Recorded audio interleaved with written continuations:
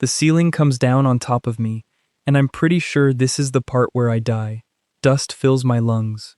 Something wet is running down the side of my face, and I don't want to know what it is. 20 feet away, a monster built like a truck with too many teeth is dragging itself out of the rubble, and it is looking directly at me. Not at the collapsed exit, not at the screaming coming from the tunnel behind it. At me. I'm an F-rank cadet. F-rank cadets do not survive encounters with things that look like that. I remember thinking very clearly, in the half-second before it charged, of course this happens to me. Of course the one gate mission where I actually show up on time is the one that turns into a death trap. That's when the beast lunges, jaws wide enough to take my whole shoulder off, and I close my eyes, because there's nothing else to do. And then, I'm not in the tunnel anymore. I'm standing in a field of white light that shouldn't exist, in a place that has no ceiling, no floor I can name, and no monster snapping at my throat. My heart is still slamming against my ribs like it hasn't gotten the memo that I'm not dying anymore. There's a low, empty humming in the air, like the whole space is holding its breath, waiting for me to do something. A voice arrives before I can even ask where I am. "Welcome home," it says. "You're late by about 19 years. I had no idea what that meant. I still don't. Not fully, not even after everything that happened after. But I knew one thing immediately. Standing there in that impossible white space, with blood drying on my face and my hands shaking. Whatever this was, it was mine. Only mine. And nobody. Not my clan, not my school, not the golden boy heir who'd spent 2 years grinding my name into the floor. Nobody else on this planet had one. That was the day I stopped being the weakest person anyone knew. They just didn't find out about it for a while. My name's Jae-Ha. 3 weeks before that tunnel collapsed on me, I was exactly what everyone at Ascend Academy thought I was. A nobody. F rank, bottom of the cadet rankings, the kind of name teachers forgot the second attendance was over. 5 years earlier, the first gate tore open over the Eastern District, and monsters started pouring out of cracks in reality like the world had sprung a leak. Overnight, hunters became the only thing standing between humanity and extinction, and hunter academies became the most important buildings on the planet. Rank meant everything. Rank decided who got resources, who got respect, who got to walk through a hallway without people stepping out of the way like you were contagious. I was the kid people stepped over. My parents didn't make it past the second wave. My older sister, CA, raised me on double shifts at a gate cleanup logistics company that didn't pay nearly enough for the risk, just so I could keep my seat at Ascend. Every semester, I watched her come home a little more exhausted, a little thinner, and every semester, I walked into a school that ranked me somewhere between background extra and waste of a scholarship. Great trade. The worst part wasn't the ranking, it was Baek Do-hyun. Do-hyun was A rank, heir to one of the 7 founding hunter clans, and had the kind of face that got put on recruitment posters.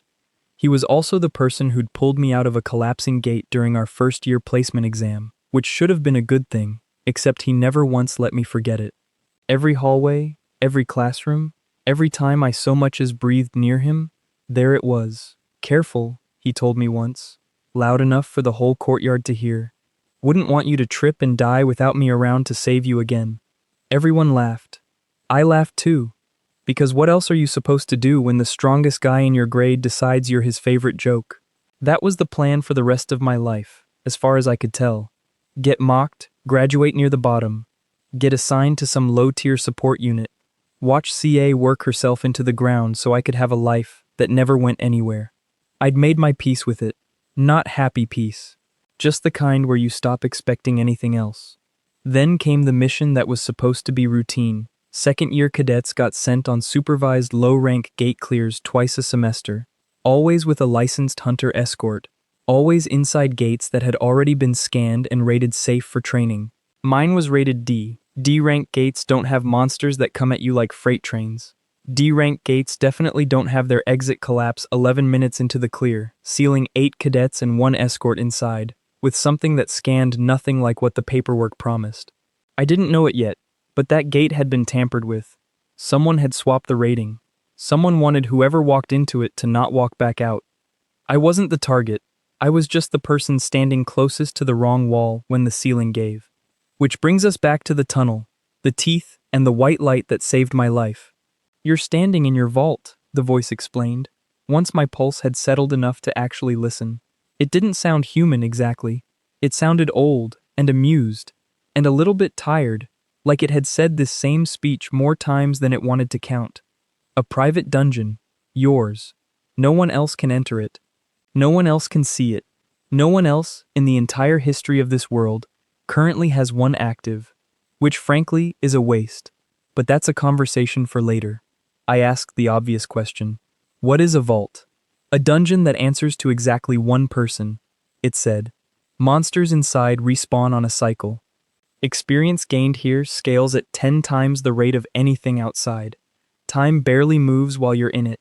You could spend a full night in here and the world outside would lose maybe a few minutes. And nobody, not your clans, not your academies, not your precious ranking boards, will ever be able to prove any of this happened unless you tell them. I stood there for a long moment, processing the fact that I'd nearly died 40 seconds ago, and was now being offered what amounted to an infinite, invisible gym that could turn me into a monster in my own right, on my own time, with zero witnesses. Why me? I asked.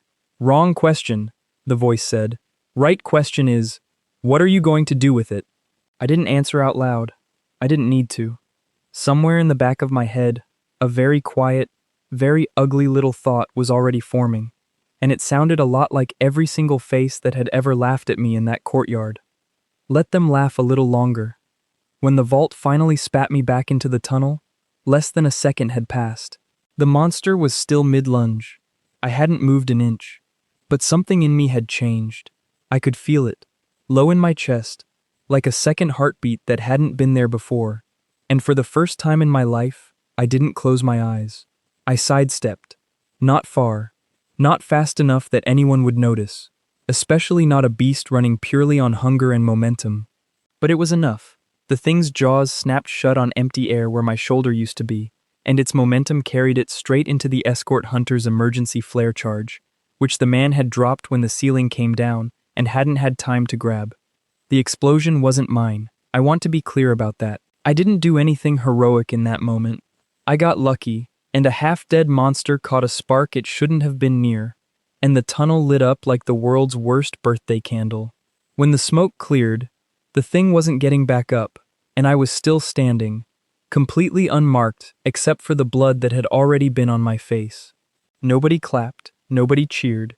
The escort hunter hauled the rest of us out through a side crack in the collapsed wall, and by the time we were back on the surface, the official story was already writing itself. A training accident. Contained. No fatalities. Cadet Jae-Ha got clipped by debris but is fine. I let them write it that way. Because the truth, that something ancient and impossible had just handed me a private world where I could get stronger every single night without a single soul knowing, was mine. And mine alone. And I intended to keep it that way for exactly as long as it took to stop being the person everyone stepped over. That night, lying in the dark of my dorm room while my roommate snored 2 feet away, I closed my eyes and thought about the white light. The vault answered. I didn't ask how it worked twice. I just walked in. The dungeon didn't look like anything I expected. No dripping stone corridors, no torches, no ominous fog. It looked like a training ground, flat, open, endless, in every direction, with a single low-tier monster waiting patiently in the middle, like it had been assigned to be there. Which, I realized fast, it had. Tier 1 sprint hound, the voice said, sounding almost bored. Weakest thing I've got. Kill it. It respawns in 90 seconds. Kill it again. Keep going until you can't lift your arms. This part isn't glamorous. Get used to it. It wasn't glamorous.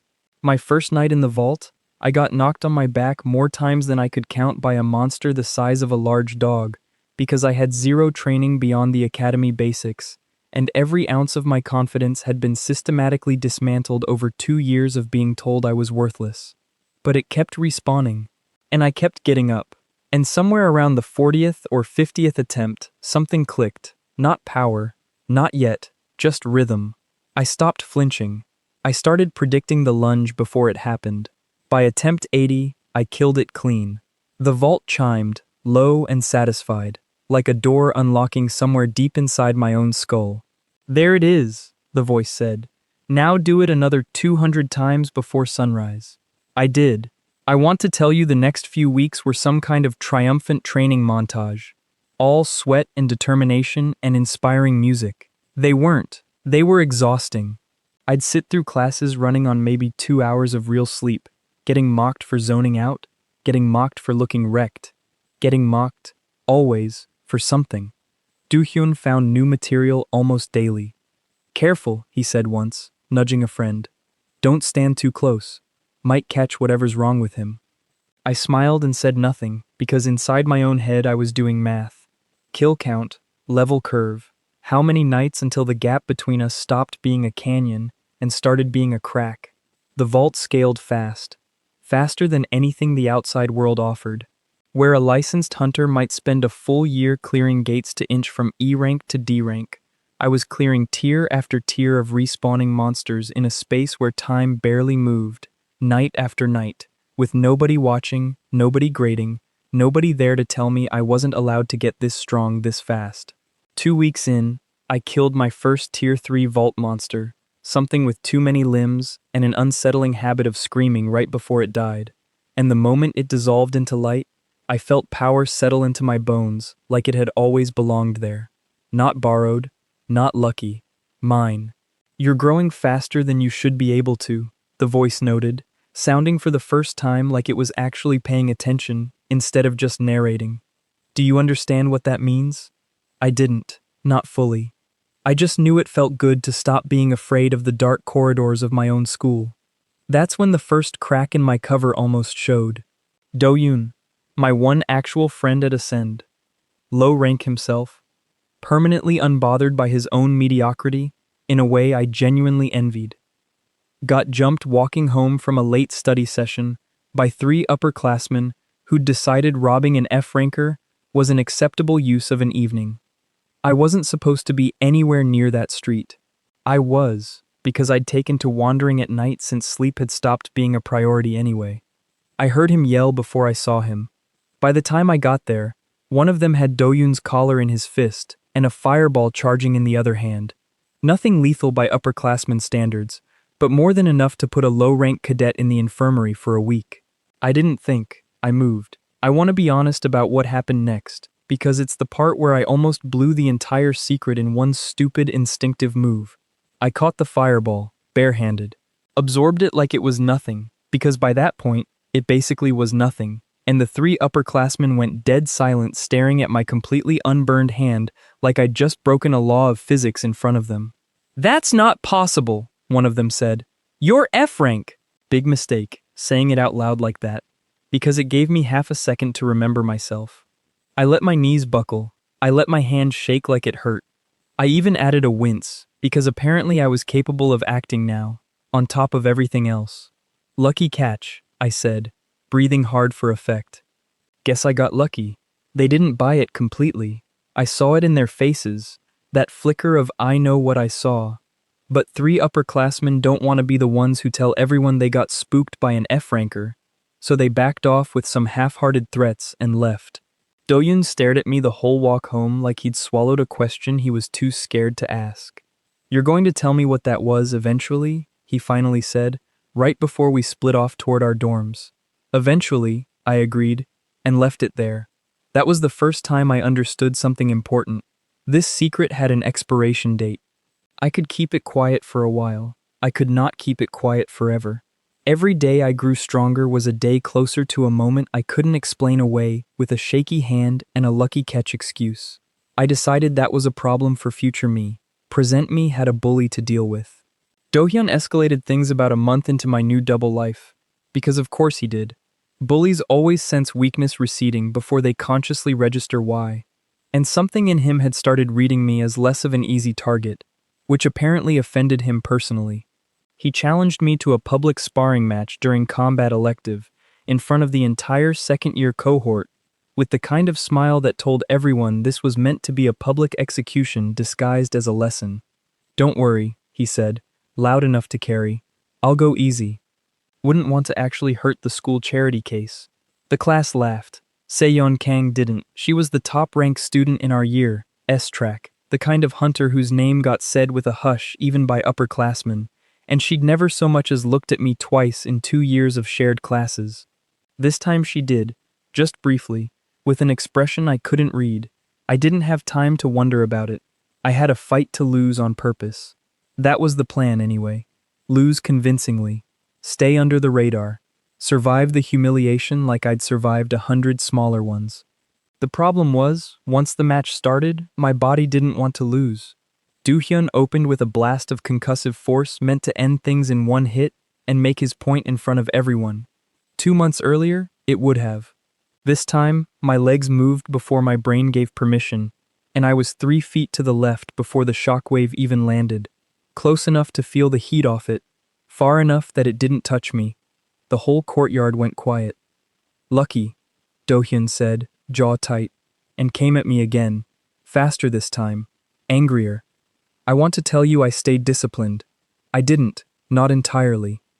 There's a specific kind of satisfaction that comes from 2 years of being someone's punchline finally getting the chance to move faster than that person expects, and for about 4 seconds, I let myself have it, slipping every strike, reading his openings like I'd studied them for years instead of weeks, watching his confidence crack in real time in front of the entire class.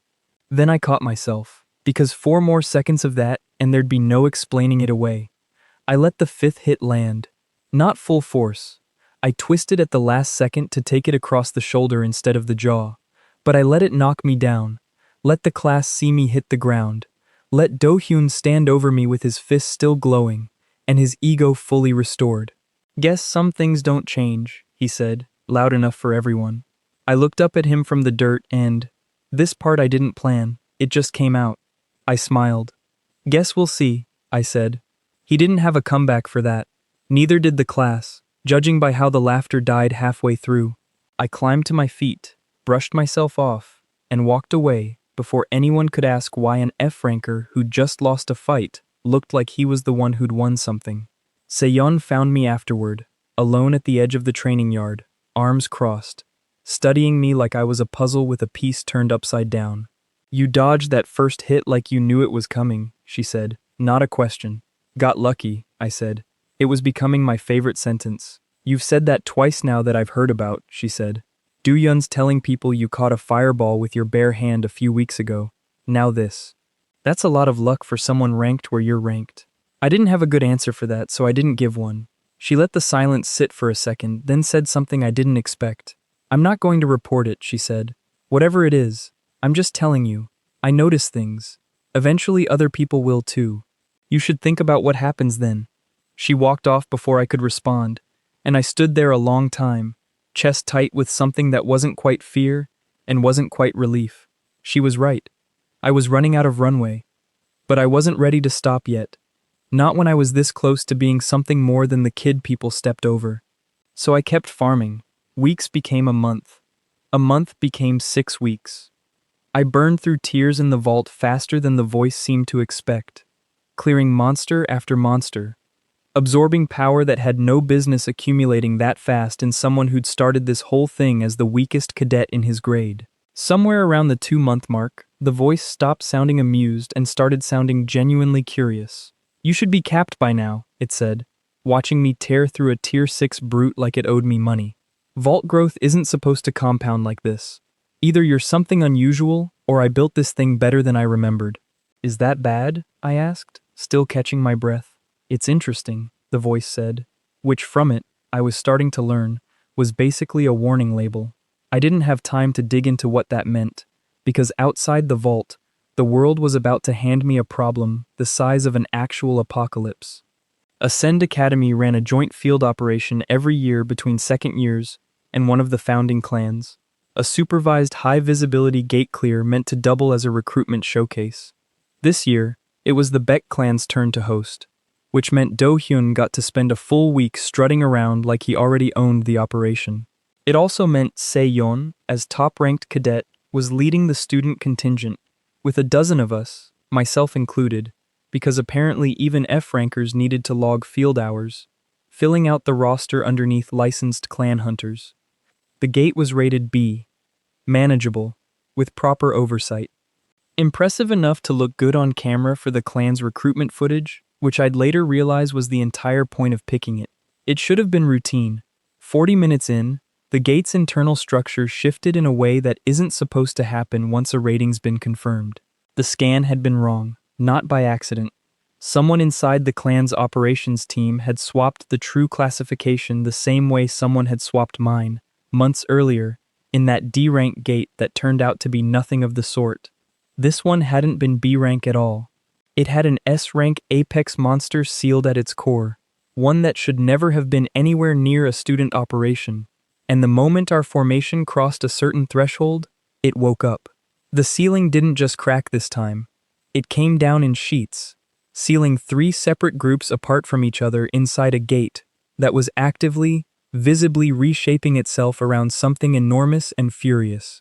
I heard Seyeon's voice on the comms first, sharp and controlled even through the panic. Fallback formation, now. Everyone group up on my position, and then static, and then nothing. Because the apex monster had found her group before anyone else's. Do-hyun's group was closer to me. I got there in time to see him frozen. Actually frozen, feet locked to the ground, the golden air with the recruitment poster face staring up at something the size of a building, with an expression I recognized instantly, because I used to wear it every single day of my life before the vault. Terror. Pure, paralyzing terror. "Move!" I shouted, and he couldn't. A junior cadet near him screamed as debris rained down, and Do-hyun, the guy who'd spent 2 years telling everyone he'd saved my life once, like it entitled him to mock me forever, didn't move an inch to save anyone in that moment. That's when the real problem started. Because I could hear Seyeon's group further in, and I could hear the apex monster's roar shift direction toward them, and I understood with total clarity that in about 10 seconds, someone I actually respected was going to die inside a gate that a Bake Clan operations officer had deliberately mislabeled to make his own recruitment footage look impressive. I had a choice. Keep the secret, keep pretending, let a licensed rescue team scramble and hope they got there in time, or stop pretending. I didn't think about it for very long. I told Do-hyun, who, to his credit, had at least kept his feet moving even while terrified, to get the frozen junior cadet and Do-hyun himself back toward the collapsed exit. Then I turned and ran straight at the sound of the roar, straight past every rule about F-rankers staying in the rear formation, straight into the kind of decision that ends careers or starts legends, depending entirely on whether you survive it.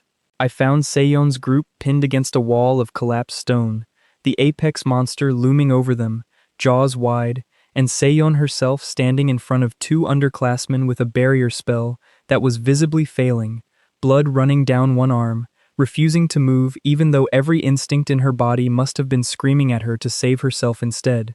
The monster's claw came down. I got there first. I caught it, barehanded, again, except this time there was no shaky hand afterward, no lucky catch excuse waiting in the wings, because the entire student contingent, plus 2 clan hunters who'd finally broken through the rubble, arrived at exactly the moment I stopped an S-rank apex monster's killing blow with one hand, like it was nothing. Silence. The kind that has weight. "What?" Seyeon said, staring at me. "Are you?" I didn't answer with words. I answered by finally, after months of holding back, letting go completely. The vault's power moved through me like something that had been waiting a long time for permission. I want to tell you the fight that followed was elegant, some kind of masterclass, but honestly it was closer to controlled violence. Months of grinding respawning monsters in an empty white void finally getting to test themselves against something that could actually push back, and pushing back harder than anything I'd ever farmed. It hurt. It felt incredible. Every strike I landed carried 100 failed attempts behind it. Every dodge was muscle memory built from nights nobody else knew about, and somewhere in the middle of it, I heard the voice in my head, quiet and satisfied. "There it is," it said. "Now you're using it properly." The apex monster went down 11 minutes later, and by the time it dissolved into light and debris, half the gate structure had stabilized enough for emergency evacuation teams to pull everyone out. I remember standing in the wreckage afterward, chest heaving, blood, mine, this time actual mine, running from a cut above my eyebrow, and every single person from that operation staring at me like they'd never seen me before. Because they hadn't. Not really.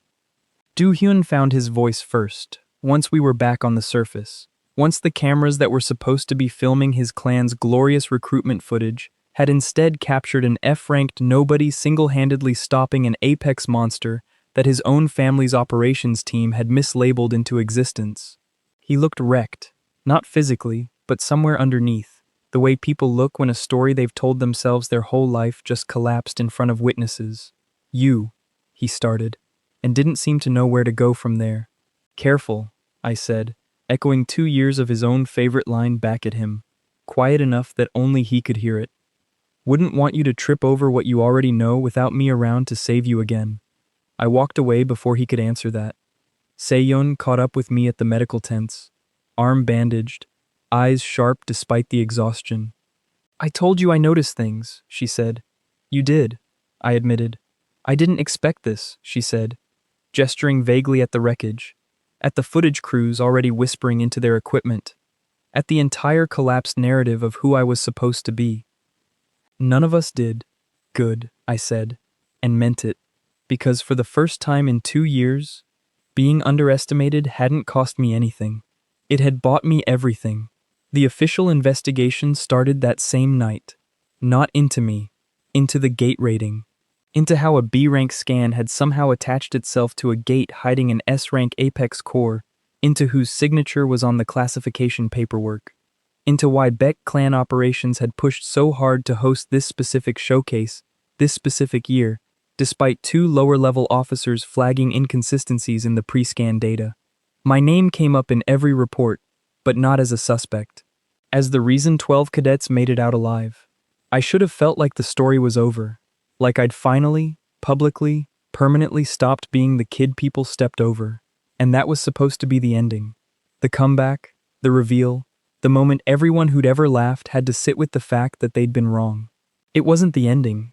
It was barely the beginning. 3 nights later, back in the vault, the voice pulled me aside before I could start my usual farming run, and for the first time since that first day, it sounded genuinely serious. You need to understand something, it said. Vaults like this one aren't supposed to exist outside of a very small, very old category of things. I am not a gift. I am not luck. I am a piece of a much larger system that was built for a purpose I haven't told you yet. And the people who built that system have ways of noticing when a piece like me wakes up after 19 years of silence. What people? I asked. The ones who mislabeled your training gate, it said. The ones who mislabeled the showcase gate. You've been assuming those were separate incidents. They weren't. I felt something cold settle in my stomach, because I hadn't put those 2 things together, and the voice was right. I should have. Someone's been trying to kill you since before you even had me, it said. And now that you've shown everyone exactly what you can do, they're going to stop being subtle about it. Outside the vault, my phone was already buzzing with a message from Seyun, a warning, sent late, sent careful, telling me the investigation had turned up a name connected to both incidents. A name that traced back through Ascend Academy's own administration and somewhere higher up the Bake clan's chain of command than anyone had expected. She wasn't telling me who yet, she was telling me to be careful. I sat there in the white light of my own private dungeon, blood barely dry from a fight 3 days old, and understood that the version of my life where I quietly got stronger at night and let the world slowly catch up to who I really was, that version was over now. Whatever this was, whoever had tried to erase me twice already, whoever was still out there deciding I was a problem worth solving permanently, it wasn't finished with me. Good, I thought. Let them find out exactly what they woke up. Same time tomorrow, I told the voice.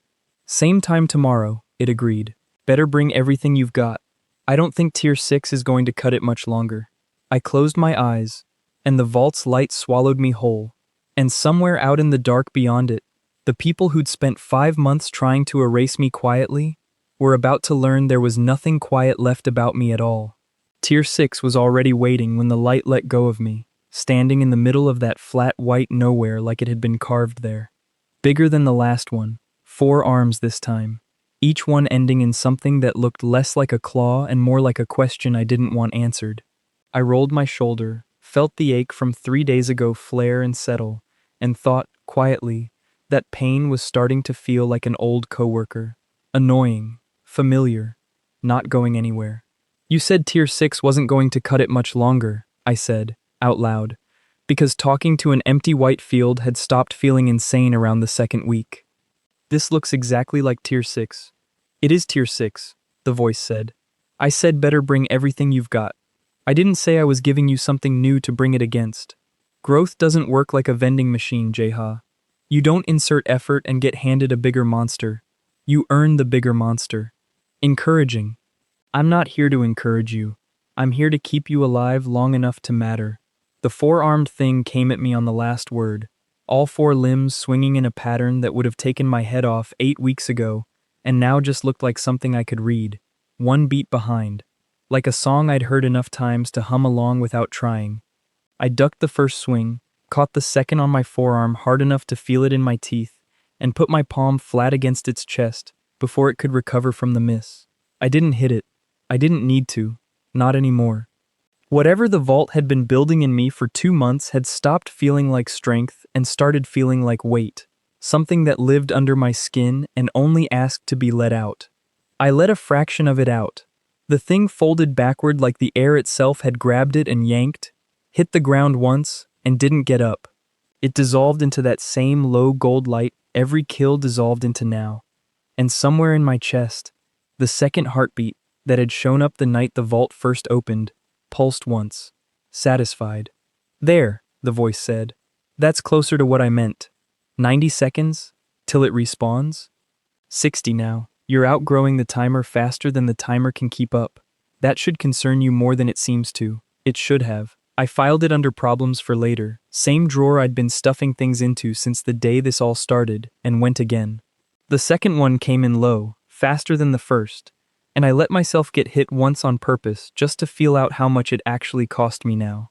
A mistake I used to make out of fear, and had started making out of curiosity instead. It cost less than it should have.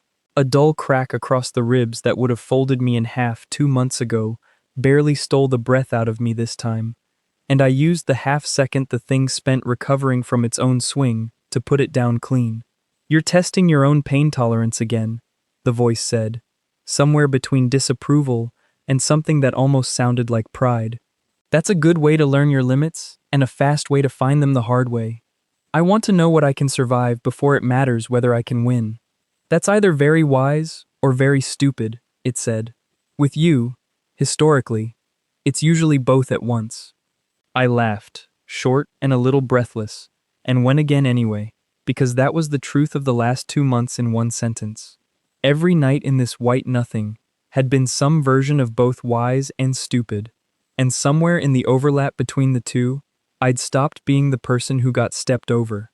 Tier 6 fell 9 more times before the timer finally outran me, arms shaking, sweat that shouldn't have existed in a place with no visible sun soaking through the back of my shirt anyway, because apparently the vault let you feel exhaustion, even if it never let you keep the bruises.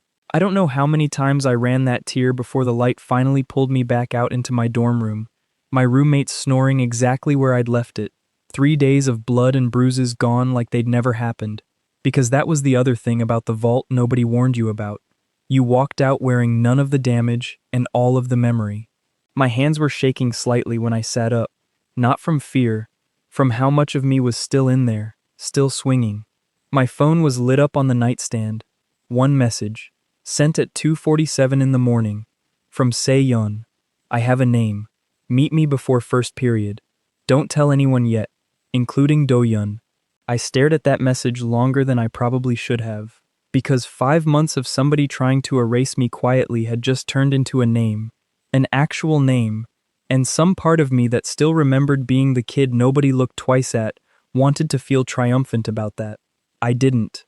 I felt something colder. A name meant a face.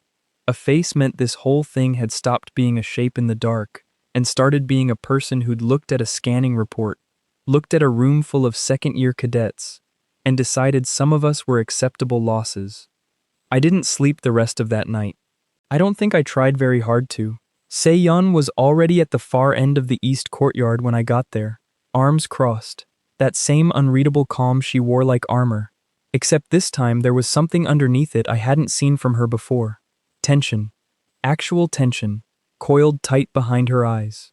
"You look like you haven't slept," she said. "You look like you haven't either." "I haven't. I spent most of the night going through everything my clan's investigators pulled off the showcase gate paperwork trail. And I found something they weren't supposed to let slip through." She glanced past me, checked the courtyard was still empty, and lowered her voice anyway, the way people do, even when nobody's listening. Because some names feel dangerous just leaving your mouth. Vice Director Choi Sok-won. He's the one who countersigned both scans. Yours, 5 months ago. The showcase gate, 5 days ago. 2 different classification systems, 2 different departments technically responsible, and his signature threading through both of them like it was never supposed to be noticed. The name meant nothing to me, and everything at once. I'd seen Choi Sok-won maybe a dozen times in 2 years. Always from a distance, always at the edge of some ceremony or another. The kind of administrator whose whole job seemed to be standing near more important people and nodding. Forgettable. Which, I was starting to understand, might have been the entire point of him. "You're sure?" I said. "I'm sure enough that I didn't sleep," she said. "There's more. My clan's been quietly tracking a name for years. A faction, not a person. They call themselves the Cartographers. Nobody outside a handful of senior hunters even knows the name exists. And even they don't have much beyond fragments. Old rumors about people who map things that aren't supposed to be mapped. Choi's had contact with someone connected to that name for at least 6 years, based on financial records that shouldn't have been traceable and somehow were. 6 years, I repeated.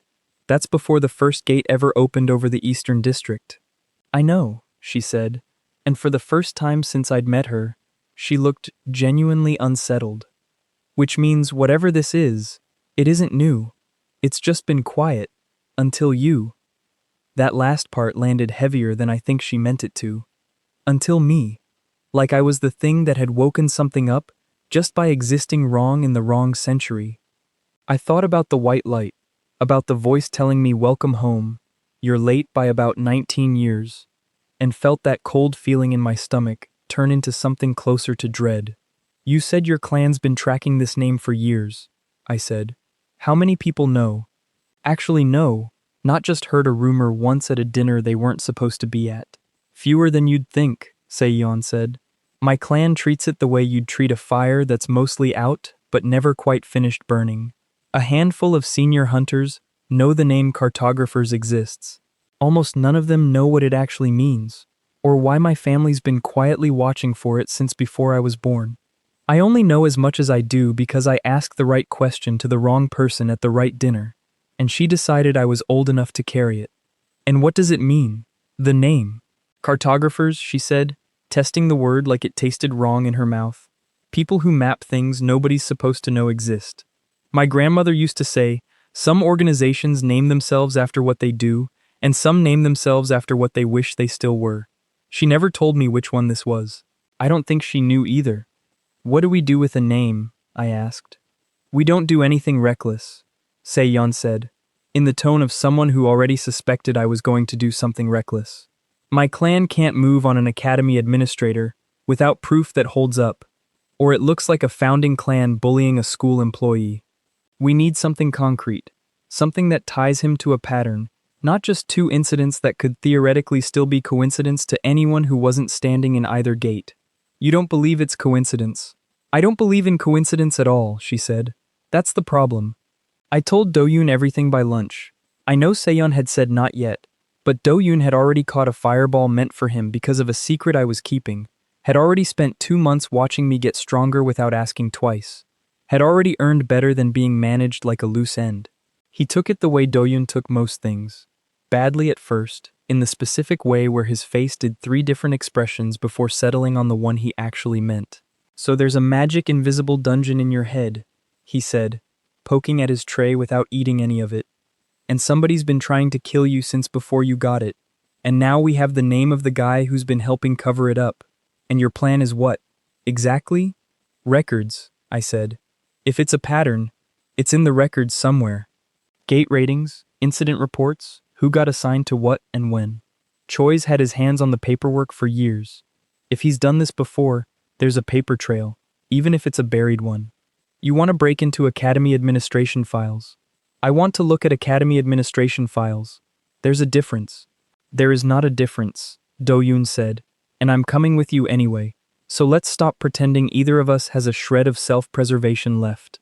The records office at Ascend wasn't heavily guarded, mostly because nobody had ever needed it to be. Cadet records were boring by design, the kind of thing that put people to sleep faster than actual sleep did. Do-yoon's cousin worked evening shifts in facilities and owed him exactly the kind of favor that got 2 second years unsupervised access to an archive room for 40 minutes on a Tuesday night. No questions, no names logged.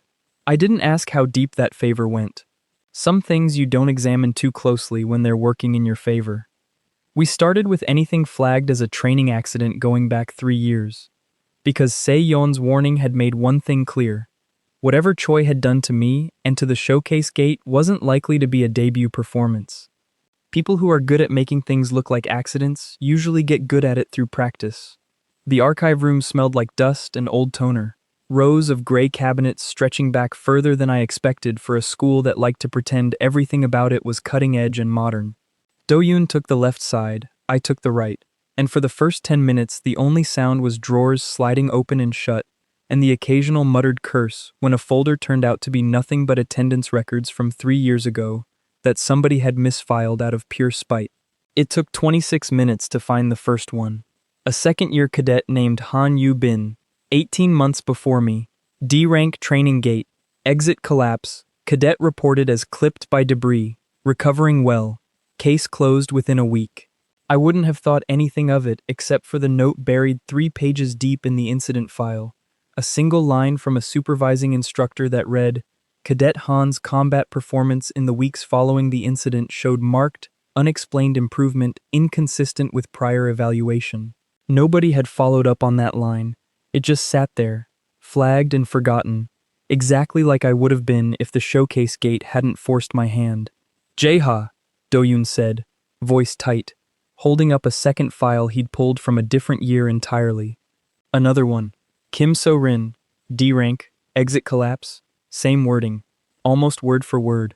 And a third, look at this, from 2 years ago, before the incident tracking even got standardized. Same pattern, same phrase, marked, unexplained improvement. 3 names, 3 collapsed training gates, 3 cadets who'd gone in unremarkable and come out different, and 3 case files that had been closed fast enough that nobody ever asked the obvious question. Different how and why didn't anyone care enough to find out? I laid the 3 files side by side on the table between us, and the pattern stopped being something you had to squint at and started being something that stared right back. Same wording, almost identical, like whoever filed the closing report had copied the last one and swapped the names without bothering to change much else. Same rank of gate, same kind of exit collapse, same short window between incident and case closure. None of them longer than 9 days. All of them signed off by people 3 or 4 names removed from Choi himself, which felt less like distance and more like a man who knew exactly how to keep his own signature off the parts that mattered.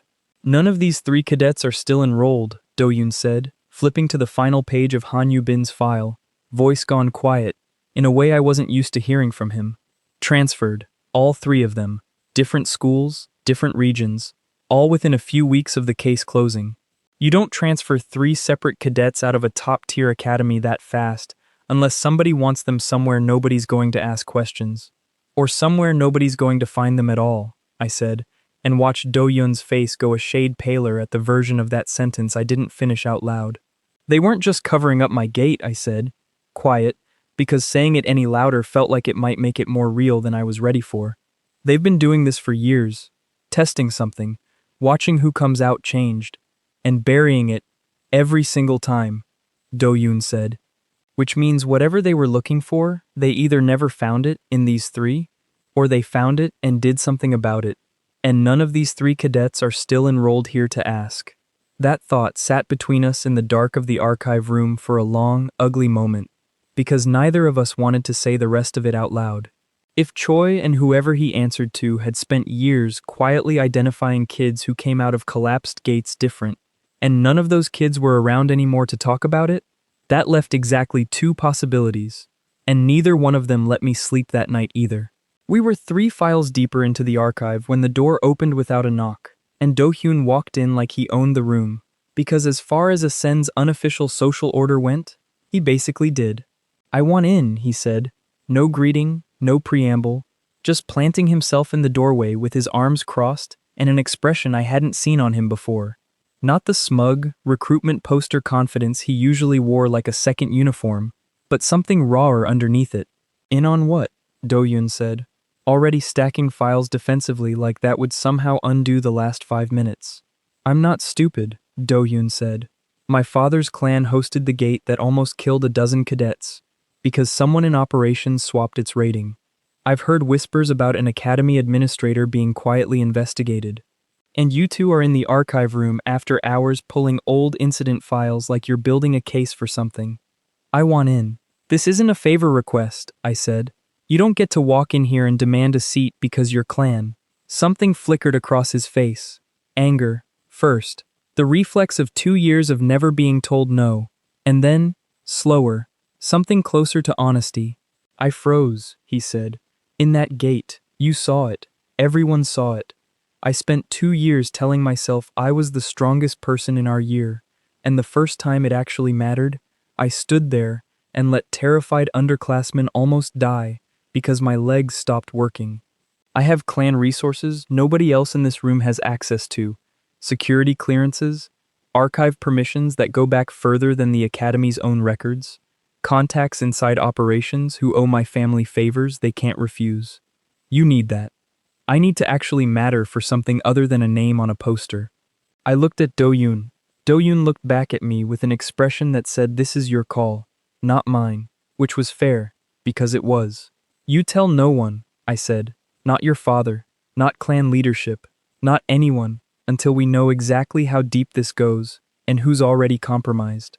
"My father might already be compromised," Do-hyun said, quiet now, all the usual swagger drained out of his voice. "I don't know that for certain, I'm telling you anyway, because if I hide it, and you find out later, you'll never trust me again, and I'd rather earn distrust honestly than lose it by lying."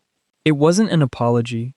It wasn't anything close to making up for 2 years of being told to watch my step around a monster he'd already saved me from once. But it was the first true thing I think Do-hyun had ever said to me, and something about that landed harder than any spar we'd ever had. "Fine," I said. "You're in. Don't make me regret it." "I already regret several things," Do-hyun said, dry, reaching for the nearest stack of files, like he'd been doing this his whole life, instead of 5 seconds. "This is probably going to be one more. Your father countersigns clan operations contracts," Do-hyun said, cautious, watching him carefully, like he expected the old Do-hyun to resurface the second the question landed wrong. "Doesn't that put him in the exact chain of paperwork that got tampered with on the showcase gate?" Something tightened across Do-hyun's jaw, quick and involuntary. "Yes," he said. "It does. I've thought about that every hour since the gate collapsed, and I don't have an answer I like. Either my father signed off on something he shouldn't have and didn't check closely enough, or somebody inside our own operations team went around him entirely. I don't know which version scares me more. I intend to find out, with or without either of you, but I'd rather it be with you, because you two are apparently the only people at this academy who've actually done something about it, instead of writing incident reports and hoping the problem gets bored and leaves." "That's not exactly a ringing endorsement of us," I said. "It's the best one you're getting from me tonight," Do-hyun said, and for just a second, something almost like the old smugness flickered back across his face, worn thin, but not entirely gone. "Don't get used to it." The 3 of us worked until the archive room's after-hours window ran out, and by the end of it we had a rough shape of something ugly. A pattern stretching back at least 3 years, maybe longer, of cadets who came out of collapsed low-rank gates changed, quietly flagged, quietly forgotten, and every single flag routed through paperwork that had, at some point, passed across Vice Director Choi Seok-won's desk. It wasn't proof clean enough for Seon's clan to move on publicly. It was enough to know, without any real doubt left, that whatever had happened to me hadn't been random, and hadn't been the first time, and almost certainly wasn't going to be the last, unless somebody stopped it. I went back into the vault that night carrying all of it, and for the first time since the white light first swallowed me, I didn't feel like training. I felt like I needed answers more than I needed another kill count. "You're distracted," the voice said, the moment the light let go of me. No monster waiting this time, just the two of us, and that endless white nowhere. "We found a pattern," I said. "People who've been doing this for years, watching for kids who come out of gates different. I want to know what I actually am to them. What makes someone worth doing that to?" There was a pause, a real one, longer than the voice usually lets sit between us, and when it spoke again, something in its tone had shifted. Less amused, less bored, closer to careful. "I've been putting off a conversation," it said. "I think it's overdue. You've been calling me the voice for 2 months, which is accurate, but incomplete. I have a name. I remembered it 3 weeks ago and didn't tell you, because I wasn't sure yet what telling you would change. What's your name?" "Warden," it said. "That's what I am, functionally and by design. Not a gift, not a system. A warden, built, assigned, and bonded to exactly one person for exactly one purpose, though I'll admit the purpose itself is still coming back to me in pieces instead of whole." "What purpose?" "I don't have all of it," Warden said, and for the first time it sounded almost frustrated with itself, like a person groping for a word stuck just out of reach.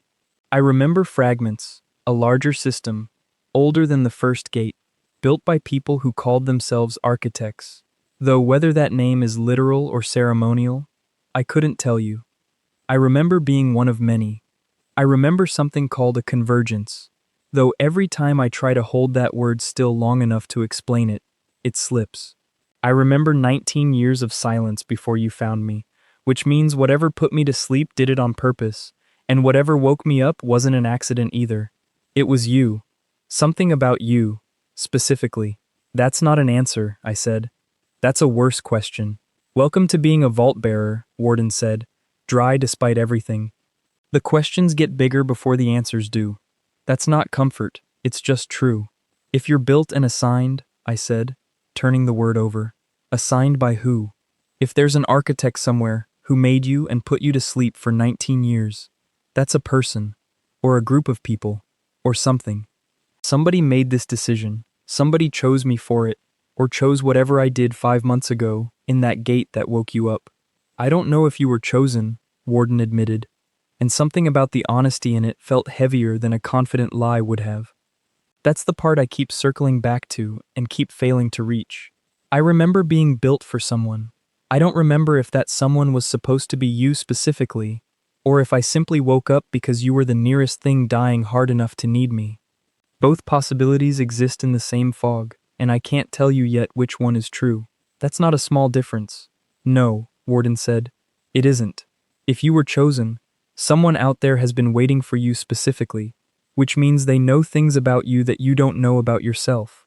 If you weren't, if I simply activated because you happened to be close to death in exactly the right way, then you're an accident wearing a very deliberate piece of machinery, and accidents that powerful tend to attract attention from people who don't like loose ends. Either way, I'm somebody's problem to solve." "Either way," Warden agreed, "you're somebody's problem to solve. I'd rather you solve yourself first."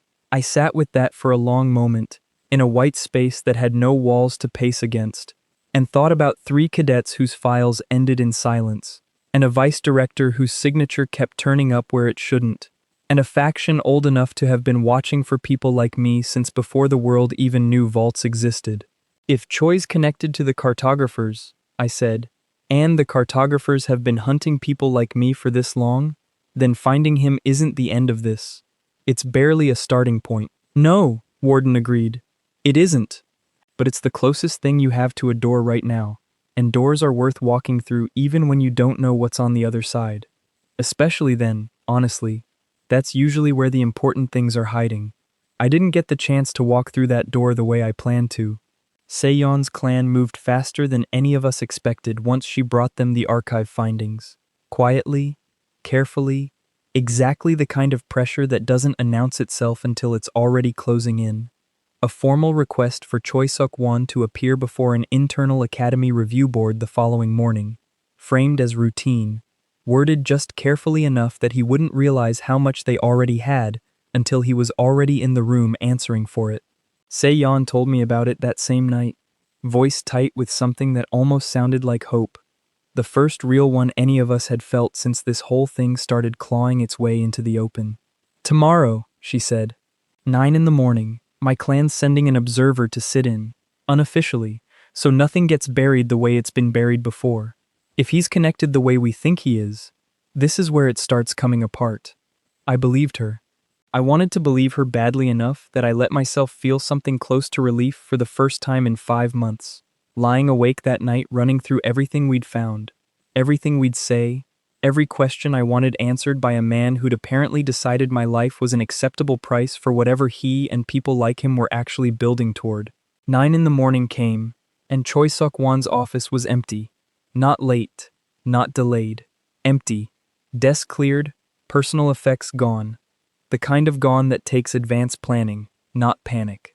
Se-yeon's clan observer arrived to find campus security already treating it as a missing person inquiry, instead of the quiet reckoning it was supposed to be. Administration scrambling to explain how a vice director simply hadn't come to work and hadn't been seen since the previous evening. No one willing to say out loud what everyone in that hallway was clearly thinking. He'd known. Somehow, he'd known exactly what was coming, early enough to disappear clean. I got the message from Se-yeon before I'd even made it to my first class. 3 words that hit harder than any 4-armed monster the vault had thrown at me all month. "He's gone. Come now." By the time I reached the administration wing, a small crowd of faculty had already gathered outside Choi's office, murmuring in that particular register people use, when something's wrong and nobody's cleared them to say how wrong yet. Se-yeon pulled me aside before I could get close enough to draw attention, her voice low and clipped, all business, though I could see the same unease I was feeling sitting just under the surface of her calm. "Someone tipped him off," she said. "Has to be. My clan kept this quiet on our end, which means the leak either came from inside the review board itself or from somewhere higher up the academy chain that we didn't account for. Either way, he had hours of warning, maybe more. That's not luck, that's a network. A network that's been watching us since we started pulling files 2 nights ago," I said, the realization landing cold and sudden. They knew we were close before we did. Do-hyun found me outside the administration building before I'd even finished processing it, face pale, holding something wrapped in a scrap of cloth like it might still be dangerous even ruined.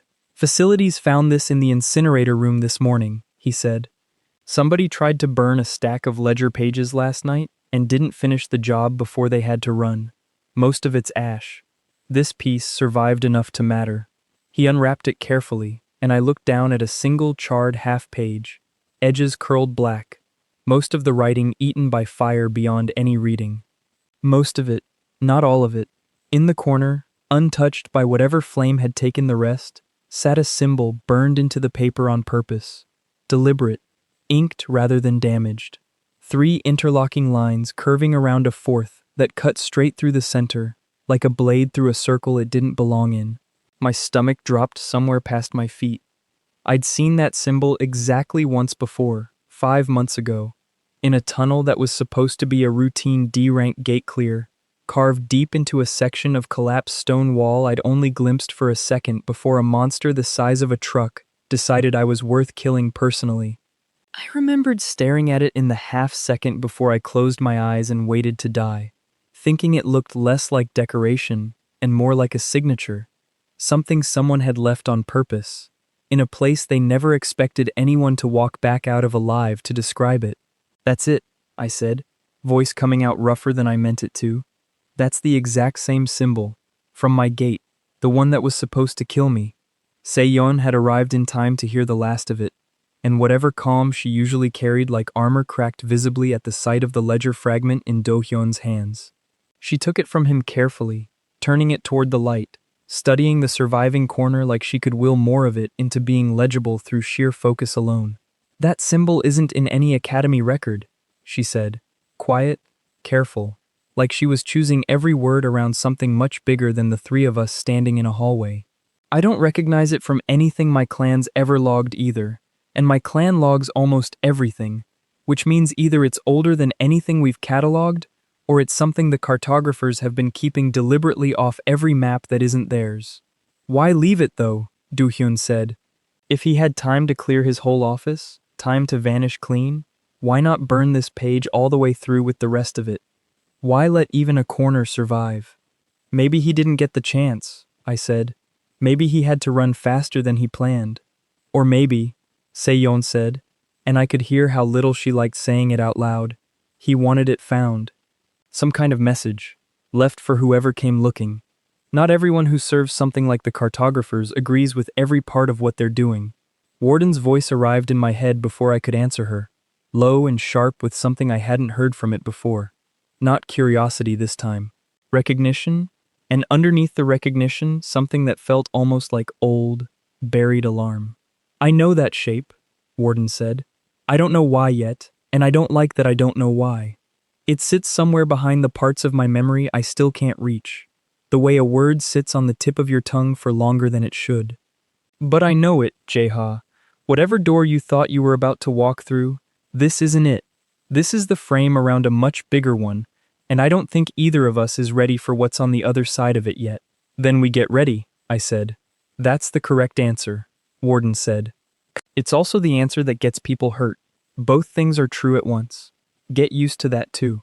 Choi Suk-won was gone, and with him, the closest thing to an easy answer any of us had found in 5 months of chasing shadows through paperwork and burned tunnels. What he'd left behind instead was worse. A symbol that had been waiting in my very first gate before I ever knew vaults existed, patient and deliberate, like someone had marked that collapse long before I ever walked into it, which meant, whatever this whole thing actually was, it hadn't started the night the ceiling came down on top of me. It had started long before that, and whoever had put that mark there was still out there, still watching, and now, for the first time since a monster with too many teeth had decided I was worth killing personally, I understood that finding them wasn't going to be the hard part. Surviving what happened after was.